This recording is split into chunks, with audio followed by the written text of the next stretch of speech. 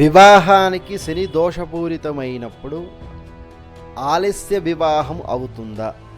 వివాహ కారకుడు శని, శుక్రుడు, కుజుడు, రాహువు గ్రహాలు అవుతాయి.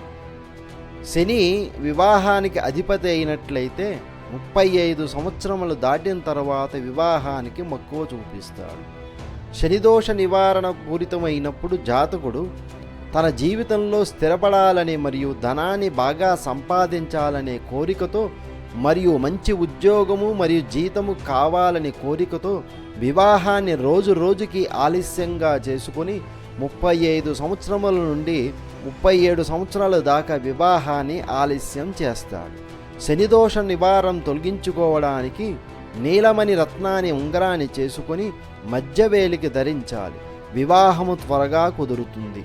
మీ జాతకంలో శని యోగమా అవయోగమా అని తెలుసుకోవడానికి మా ఆస్ట్రో జ్యోతిష్యాలయాన్ని సంప్రదించగలరు.